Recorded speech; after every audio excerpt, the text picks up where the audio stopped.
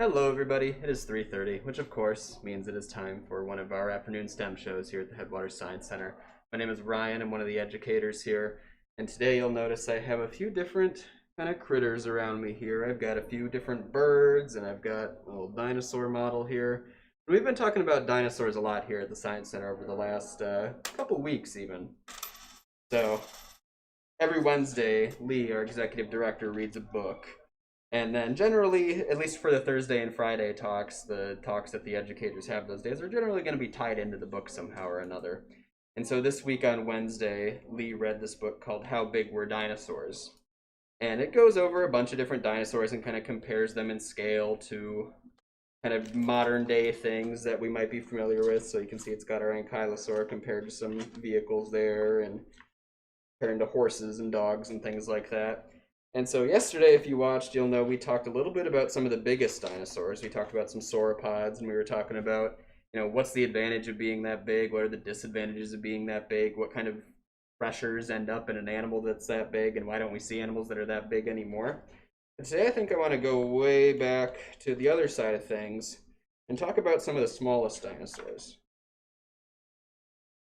And so the smallest one that it includes in this book is called Microraptor. And Microraptor is one of the smallest dinosaurs out there. And like I said, in this book, it compares it roughly to being the size of a chicken. And that is about the size of the smallest dinosaurs that were known to science until maybe 30 or so years ago. And so there's this relatively famous dinosaur that maybe some of you have heard of called Compsognathus, that for like a century, like back in the 1800s, it's like a relatively early type of dinosaur that was discovered. And it was considered to be the smallest known dinosaur up until like the mid 90s. And Compsognathus is a dinosaur that is, again, roughly that kind of chicken-sized type of thing. If any of you ever watched Jurassic Park 2, that scene on the beach in the very beginning, the little things that are running around on the beach are supposed to be Compsognathus. Nathus, whatever. And so, like I said, they were kind of famous for being like the little dinosaur for a really, really long time. And like I said, they're about the size of a chicken. Over the last 30 or so years, there have been some other types of dinosaurs that have been discovered that have like shrunk that down a little ways. But something that I kind of wanted to talk about that I thought was kind of interesting is when you're looking at like the size of dinosaurs, particularly the sizes of like smaller dinosaurs, a lot of the times you'll see this like sort of qualifier tacked onto the beginning of it. You'll see it says the smallest non-avian dinosaur. And what they're saying there is that, there's kind of just an acceptance at this point within science that modern birds are in fact dinosaurs. And so the smallest dinosaurs that we know of are actually a bunch of modern birds, basically. In particular, the smallest currently living bird that we are aware of is called the bee hummingbird. And it is a bird that lives exclusively in Cuba. And it is about the size, it is about 2 to 2.5 grams is about how much that weighs. And as a matter of just like scale, how small 2.5 grams is, that's about how much a dime weighs, is about 2.5 grams. And I don't know if this will show up on the camera or not, but if I put this on there, it'll probably ring up as 2 grams. Our scale that we use for our food here doesn't even do half grams. It only does it to a single gram. But you can see it settled on 2 grams there. So, like I said, about 2 grams is about the smallest dinosaur that we know of, if you take it as birds being the smallest living dinosaurs, or living dinosaurs. And then again, just as kind of a scale thing, this was kind of a thing that I discovered. I'll say discovered. It's a visual that I found for the first time yesterday or the day before that I thought was kind of cool, and it shows different wingspans of different birds. And so you can see, like, my fingers go from about the blue to the blue there, so that's a 6-foot wingspan there, and that is means I have about the same wingspan as an osprey. And you can go smaller and smaller. What was it? So the eagle is the one further out here. The bald eagle's got about an 8-foot. And you can go smaller and smaller and smaller and smaller here, and this little one in the middle is the ruby-throated hummingbird, which is our local hummingbird, the one that you'll see around here, which is a little bit bigger than the bee hummingbird, but like weight-wise isn't that much bigger. It only weighs about a little more than a penny, a ruby-throated hummingbird. So that's about the scale that we're talking about here. And like I said, that's a lot smaller than, a chicken, which is what the of the non-avian dinosaurs was considered to be the smallest dinosaur for a really, really long time. And one thing that's kind of interesting with all these little dinosaurs that we're talking about, whether they be avian dinosaurs or non-avian dinosaurs, is that they all fit into this group called the theropods. And I'm going to borrow Carl's thing that he made a few days ago for a thing he was doing about dromaeosaurs. Because dromaeosaurs are a type of dinosaur that also would be considered a theropod. And so you can see he kind of layered it all out here. He's talking about coelosaurs, but right above that are the theropods. And so theropods are a really interesting group of dinosaurs because they do contain all birds are theropods, but it also, and so you get ones that are as small as, like I said, the bee hummingbird that is 2 grams, all the way up to things like a spinosaur, which is also a theropod, that, and currently to science is the largest known theropod, that weighs somewhere in the neighborhood of maybe 20,000 pounds or so. 20,000 pounds, 20,000 kilograms, maybe it was. Very different weights. But substantially bigger. We're talking about there's theropods that are literally like millions of times bigger than the smallest theropods, the biggest ones, which is weird. You don't see that in like a group of animals like that closely related very often, is that like disparity in scale. But I think just talking about some of the other stuff we have here, Compsognathus, again, like I said, was considered to be like the smallest dinosaur known forever. And like I said, about the size of a chicken, like area-wise, but significantly like heavier than what most birds are of a similar scale. So I brought an owl out here that is probably a little smaller than what your average chicken would be, as far as just like the amount of space it takes up, the volume of it. But weight-wise, this owl probably weighs 2 pounds.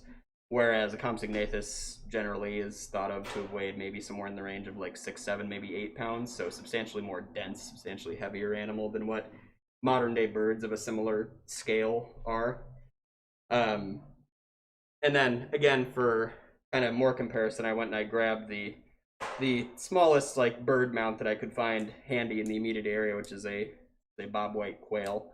And bobwhite quails, you're talking somewhere in the neighborhood of like 200 grams. So you're talking, half a pound, maybe tops, is about what a bobwhite quail could weigh, which again is really small when you're talking about non-avian dinosaurs, assuming Compsognathus is the smallest one. Like I said, there's been a couple that have been discovered in the intervening 30 or so years since Jurassic Park came out. That are smaller. Again, they're still theropods. They're still pretty closely related. It's all just various kind of little microraptor-y type of things that are all over the place. And I find a lot of them over in Asia, is where seemingly most of these little dinosaurs lived.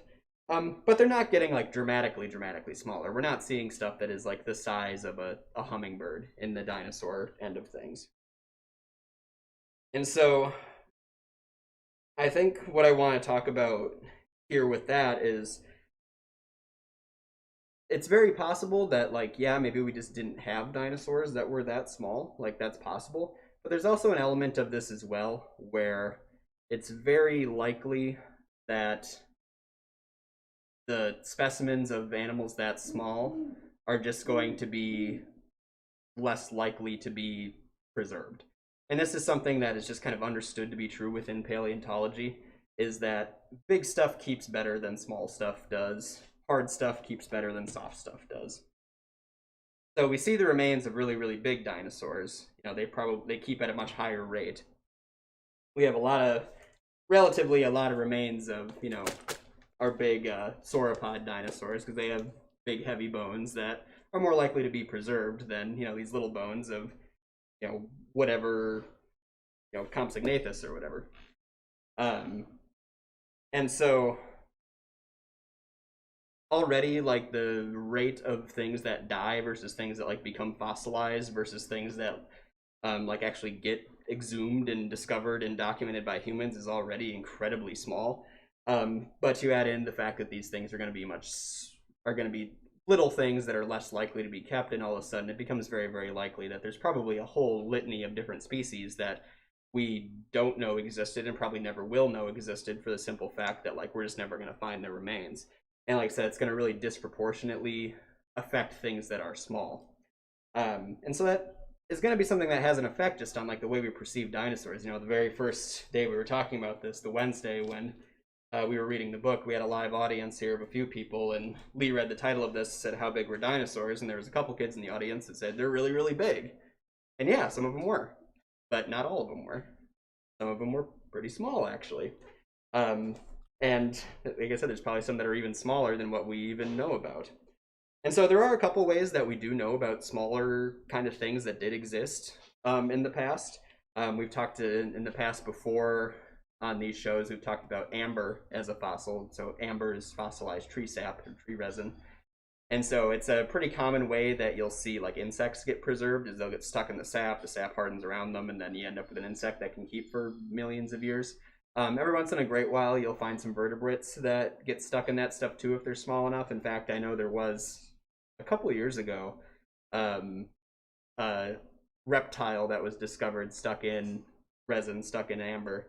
And there was a whole big hullabaloo of like, oh, is this new smallest dinosaur? You know, it was something that was, you know, a few grams, like significantly smaller than any other previously documented dinosaur.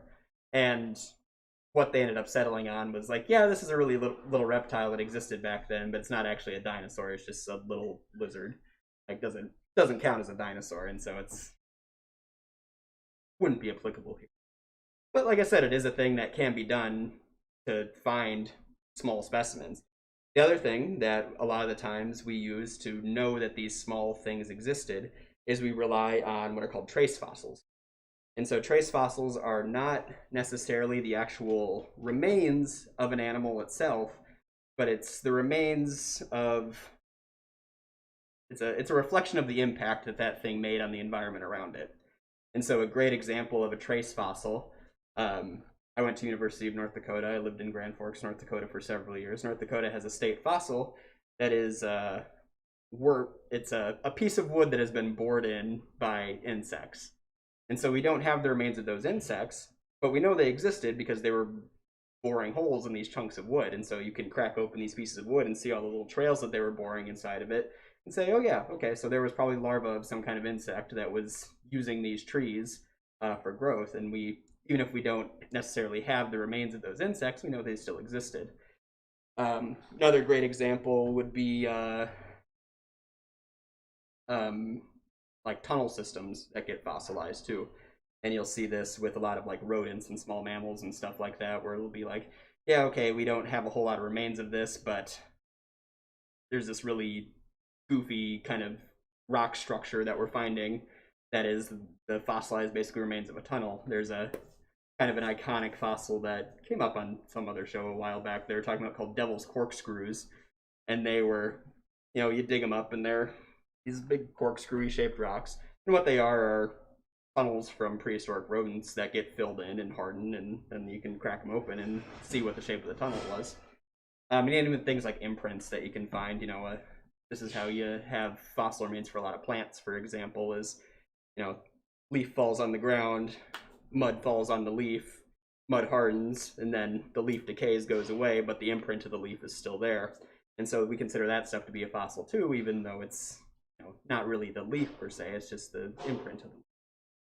And so those are kind of the tools that we have currently as far as like knowing about stuff that existed, you said thousands, if not millions, and in some cases probably pushing up to 1 billion years ago, that we can't necessarily directly find the remains of, but can still know they exist because they leave an impact on the environment around them.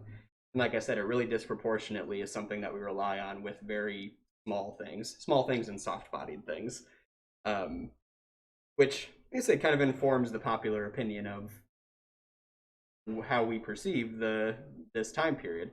Like I said, we think of the era of dinosaurs, and we think of all this stuff that's all this really, really big, huge things.